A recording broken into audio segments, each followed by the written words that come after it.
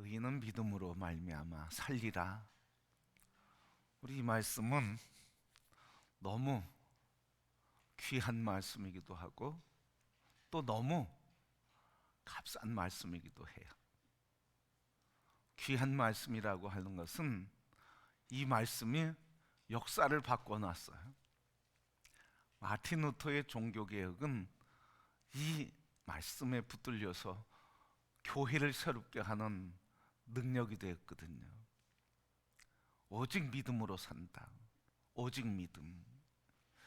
근데 이게 값싼 이유는 뭐냐면 그냥 너무 믿음 하면서 그냥 믿음이라고 얘기하지만 믿음을 우리가 정말 갖지 않는 그냥 입술의 언어지 삶의 언어는 아니라는 거예요. 그냥 생각의 언어지 내 심장의 언어는 아니라는 거예요. 그냥 겉모습의 언어지 나의 삶을 움직이는 원천이 되는 능력의 힘의 원천으로 삼지 않는다는 거죠. 그러면 의인은 믿음으로 말미암아 산다. 믿음으로 산다 그러는데 이 믿음으로 산다고 하는 건 무슨 말일까요? 무슨 뜻일까요? 오늘 믿음으로 내가 산다고 할 때 나는 어떤 마음을 표현할 때 이 말을 쓸까요? 오늘 이 말씀은 하박국이 바벨론에 의해서 이제 나라가 멸망할 것이라고 하는 또 그 위기 속에 있을 때, 그래서 갈대아 사람들이 이제 발호하면서 주변 국가들을 침략하고 정복해가는 과정이에요. 이럴 때 오늘 하박국이 하나님께 기도하는 거예요. 묻는 기도죠.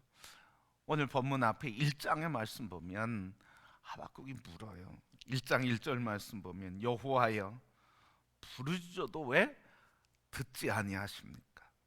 언제까지 침묵하시겠습니까? 왜 구원하지 않습니까? 아니 하나님 왜 내 기도를 계속 하는데 왜 안 들어주시는 겁니까? 언제까지 침묵하시고 언제 구원하시겠습니까? 이스라엘의 회복을 위해서 구원을 위해서 하박국이 계속 기도해왔단 말이죠. 그런데 기도해왔는데 하나님이 그 기도를 듣지도 않고 위기에 처한 이 민족을 구하지도 않고 하나님이 여전히 뭐하고 계시다는 거예요? 침묵하고 계시다는 거예요. 2절 말씀에 또 이렇게 여호와여 죄악과 폐역이 내 눈앞에 만연하고 겁탈과 강포가 이 땅에 만연하며 다툼과 분쟁이 곳곳에서 일어나고 율법이 해이해지고 정의가 무너지고 악인이 의인을 체포하고 감금하고 있습니까? 어찌 이런 일을 보게 하시는 겁니까? 이 말은 뭐예요? 지금 불의와 불법이 만연하고 있고 하나님을 거역하는 자들이 너무 많습니다. 어떻게 하라는 거예요? 지금 하나님 응답하셔서 침묵하지 마시고 지금 응답하셔서 이들을 멸해달라는 거예요. 그리고 우리를 구원해달라는 거예요. 여러분 하박국이 이거 스스로 해결할 수 있으면 기도했을까요? 기도하지 않았을 거예요. 이 문제를 통해서 우리가 깨닫는 거예요. 인간은 스스로 해결할 수 없는 문제를 직면한다는 거예요. 스스로 해결할 수 없는 문제들을 갖고 있는 게 인생이라는 거예요. 그렇기 때문에 우리가 스스로 해결할 수 있는 능력도 없고 그 해결할 수 없는 문제도 만나는데 우리가 스스로 해결하려고 할 때 그때 우리는 절망하게 된다는 거예요. 여러분 이 하박국이 지금 하박국의 현 상황에 대한 진단이 있어요. 이런 불의, 불법, 악이 가득한데 하박국의 처방은 뭐예요? 하나님께서 멸하라, 멸해달라 이거잖아요. 하박국의 생각은 이거예요. 그런데 하나님은 뭐 하시는 거예요? 침묵하시는 거예요. 응답지 않으시는 거예요. 가만히 바라보고 계시는 거예요.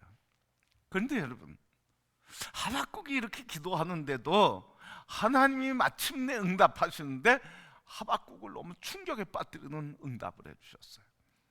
뭐라고 응답하시냐면 5절부터 11절에 나오는 응답의 얘기인데요. 뭐라고 그러냐면 내가 갈대아 사람 들어서 어떻게 하겠다는 거예요. 바벨론 사람 갈대아 사람을 통해서 너희들 치겠다는 거예요. 멸하겠다는 거예요. 조롱당하게 하겠다는 거예요. 비웃음 당하게 하겠다는 거예요. 너무 충격이잖아요. 이런 하나님께서 내 백성 갈대아인을 일으켜서 멸할 것이고 내 백성과 땅의 성읍을 다 정복할 것이고 불의한 자를 통해서 내가 심판하게 할 것이다. 그리고 왕과 관료들을 조롱하게 할 것이다. 하나님이 이런 충격적인 얘기를 하셔요. 그러니까 하박국이 다시 질문하거든요. 어찌 거짓된 자들을 방관하시고 악인이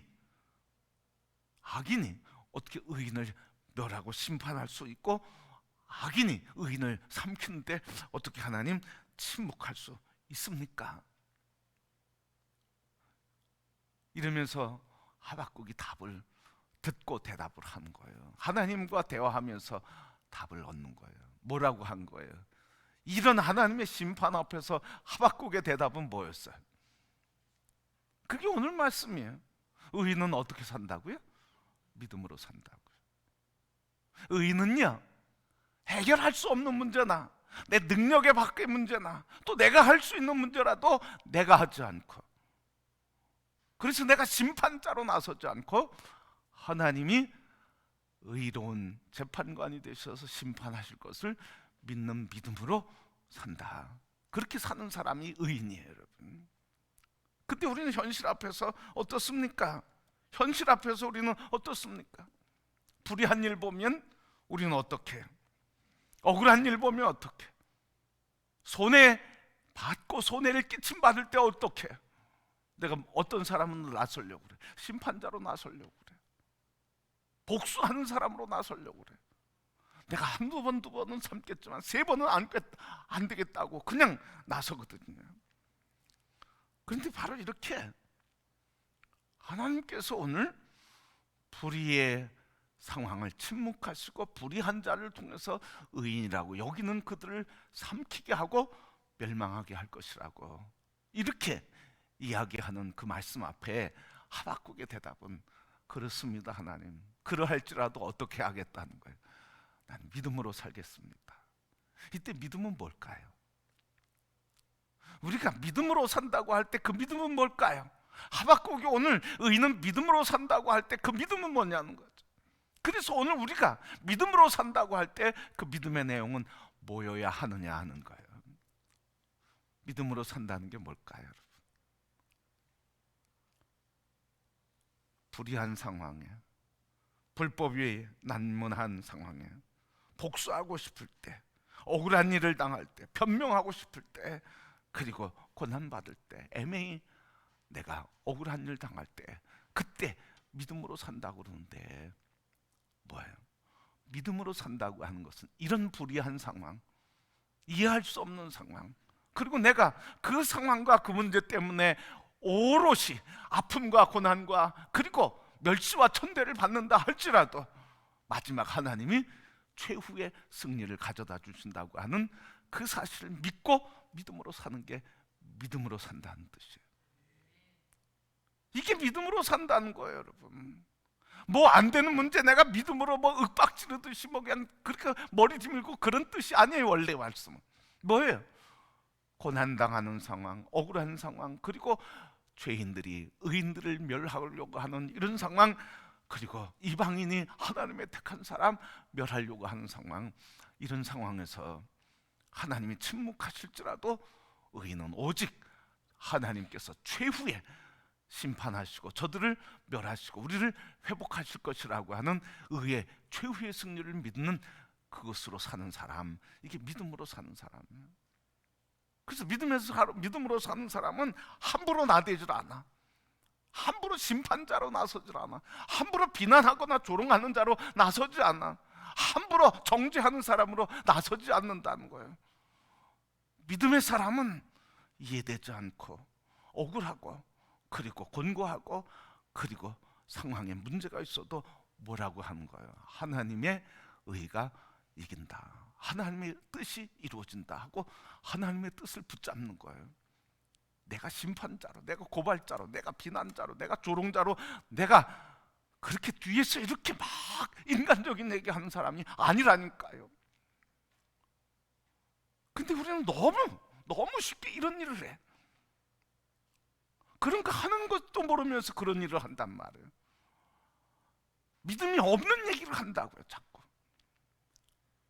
믿음이 있는 척하면서 비판하고 정죄하고 조롱하고 비난하고 그렇게 평생 사는 사람들이 있어. 그러니까 자기가 어떻게 사는지도 모르는 사람들이, 불쌍한 사람들이죠, 여러분. 의인은 믿음으로 산다고 한 것은 하나님의 최후의 승리를 믿고 현재 좀 손해됐고 그래도 내가 짐을 짊어지고 살아가려고 하고 그런 사람. 그래서 최후에 하나님이 역사하신다고 주권을 하나님께 올려드리며 그 하나님께 엎드려서 기도하고 엎드려서 주님의 자비와 은총과 역사를 구하는 사람, 이 사람이 믿음으로 사는 사람이에요. 하나님이 오늘 우리에게 말씀하시는 이런 믿음의 사람이라 하는 말씀이죠. 이 말씀을 보면서 우리가 참 부끄럽게 여겨요. 오늘 이 시대를 보면서 또 이 시대를 사는 목사로서 참 부끄러워요. 오늘 이 시대에 그리스도인들이 잃어버려 그리고 잃어버리며 사는 신앙의 핵심이 뭡니까? 우리는 다 공평해야 된다 그래요. 좋은 말이죠. 또 공평해야 돼요. 그런데 어떻습니까? 공평하지 않으면 어떻게 해요? 그걸 법정으로 끌고 가거든요. 공개적인 재판의 자리에 내세우거든요. 불공평 제공한 원인에 대해서 심판자로 나서고 판단해서 스스로 옳다 인정받으려고 나서고 손해보려고 하지 않아요. 대신 짐을 짊어지겠다고 하는 사람들이 점점 없어지고 하고 있어요. 오늘 이런 시대의 모습을 보면서 부끄러워. 목사로서도 부끄러워. 오리를 가자 그러면 심리를 가야 되는데 오리 가는 것부터 왜 내가 오리를 가야 되냐, 심리는 둘째하고, 겉옷을 달라고 하면 속옷까지 주라고 그러는데 겉옷조차도 내가 왜 벗어주냐고 그렇게 얘기해요. 주님 말씀하신 것처럼 이 뺨을 대면 저 뺨까지 돌려대라고 그러는데 내가 이 뺨 맞았으니까 내가 2배로 3배로 복수하겠다고 나다는 게 오늘 우리들의 실제적인 모습이에요.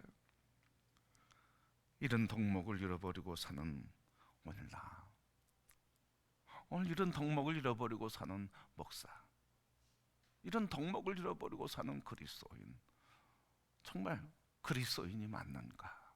목사가 맞는가? 이 말씀 앞에서 마음이 괴로워. 이렇게 내가 살고 있는가?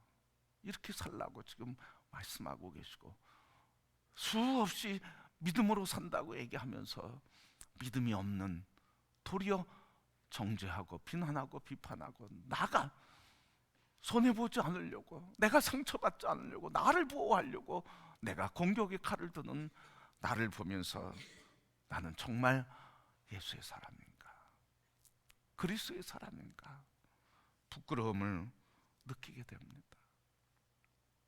오늘 우리 그리스도인들이 회개해야 될 것, 저나 우리 모두 함께 회개해야 될 것, 이런 거 아닐까요?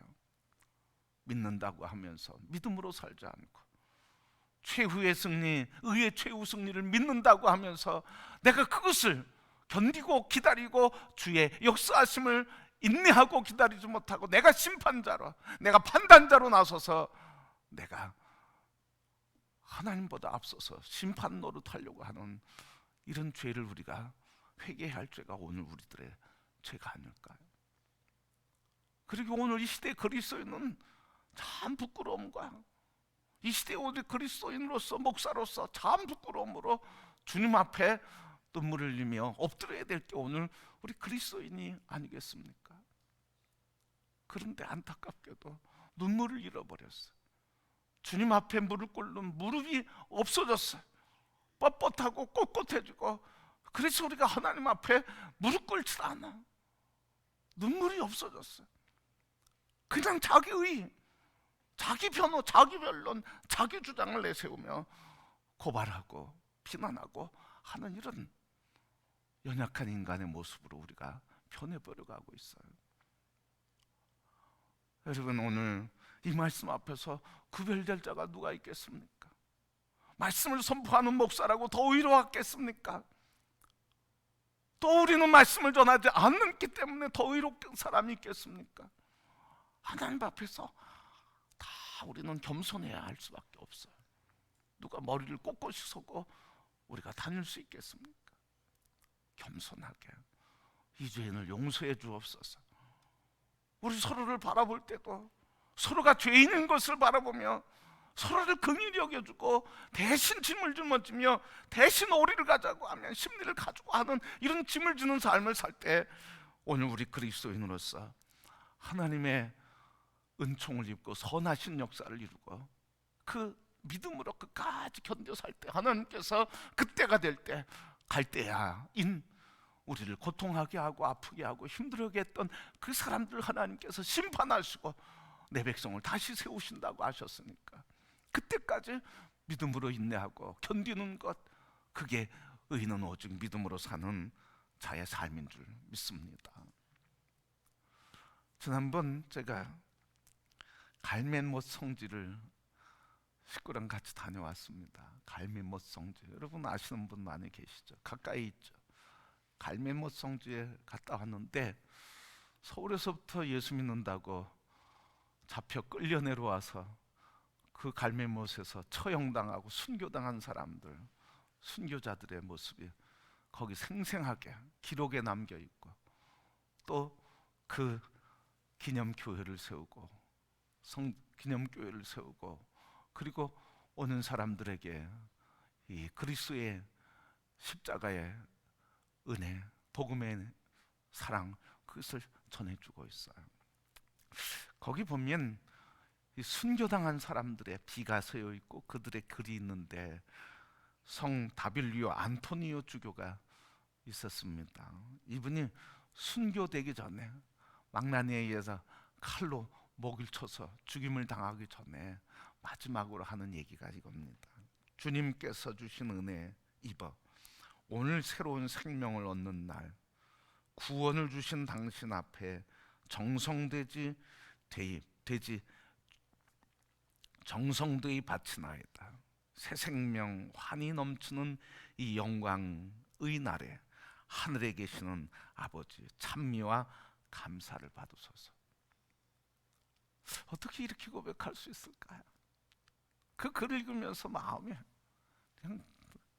아프고 감사하기도 하고, 이런 믿음이 어떻게 망나니의 칼 앞에서 칼춤 추는데 거기에 목을 디밀고 마지막 말을 하는데 하나님 영광 받으소서, 새 생명과 환희의 땅으로 들어가는 이 순간입니다. 어떻게 이렇게 이런 고백을 할 수 있었을까요? 또 함께 순교당한 오메트로 베드로 신부는 이렇게 얘기했습니다. 당신은 우리의 기쁨, 우리의 생명이시며 우리의 희망이십니다. 주여, 당신의 벗이 되어 당신께 나가리다. 아니, 죽음 앞에서 죽는다고 그러지 않고 내가 죽음이 당신께 가는 길이래. 내가 목숨을 들여 당신께 갑니다.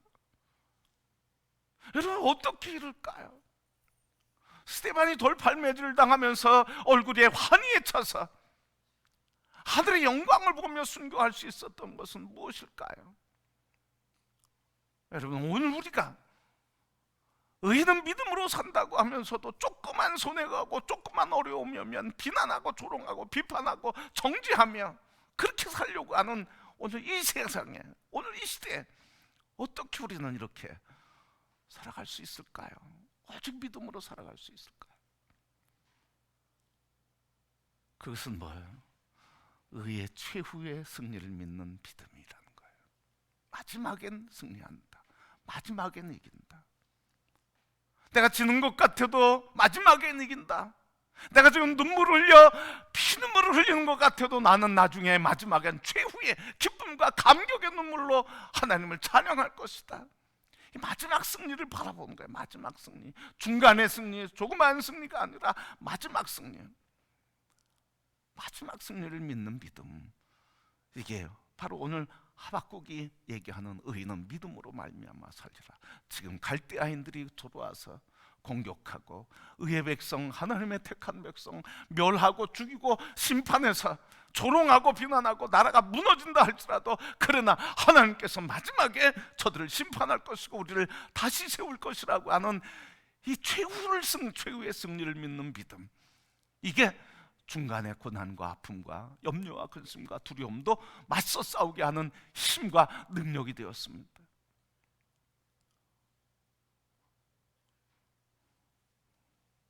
옛날에 밀정이라고 하는 영화 있었죠. 지금도 가끔 보는 사람이 있는데 마지막 장면이 뭐, 너 왜 배반했냐? 독립운동 하다가 왜 배반했냐? 그러니까 뭐라고 그래?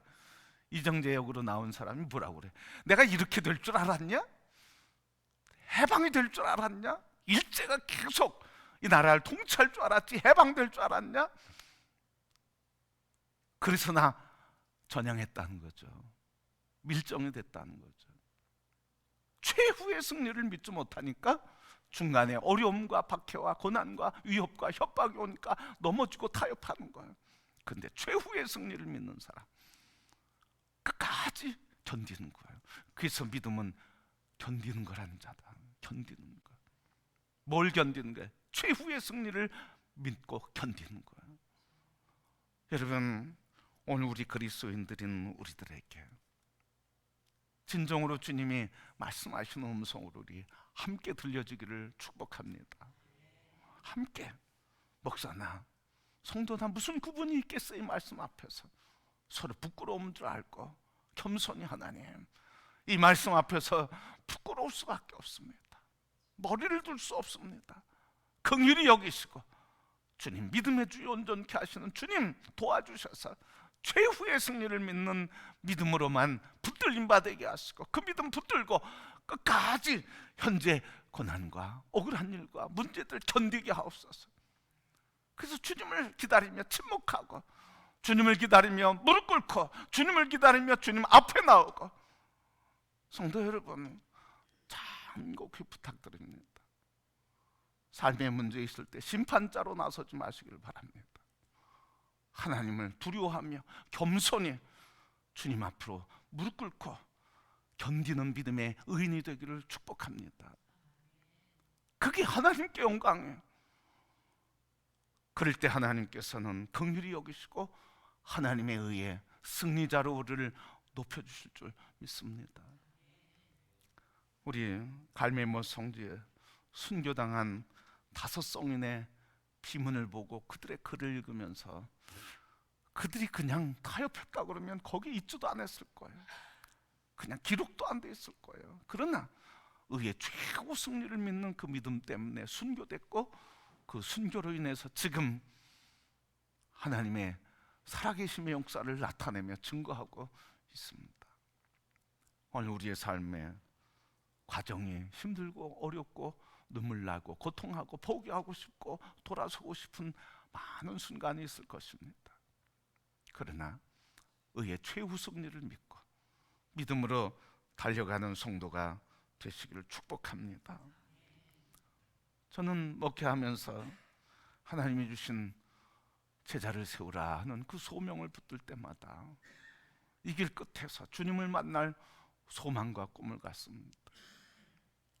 하나님께서 사랑하는 우리 금호교회 성도들, 어찌하든 하나님께서 하나님의 건강하고 그리고 거룩하고 존귀하게 세우셔서 오늘 어둠의 세상 그리고 절망의 세상, 우리 성도들을 하나님 세우셔서 우리 성도들을 통해 지역을 밝히고 세상을 밝히는 믿음의 용사가 세워질 것을, 그리고 그것이 마침내 주님의 손에서 성취될 것을 믿는 믿음으로 목회를 하고 있습니다. 그 과정이 부족하고 그 과정이 느린 것 같고 그 과정에 여러 가지 일이 생길 수 있지만, 그러나 마지막까지 주님이 그 일을 이루시겠다고 하는 그 일을 저는 놓을 수가 없습니다. 여러분, 마지막까지 의의 최후 승리의 믿음으로 여러분 믿음의 삶을 꼭 붙드시기를 바랍니다.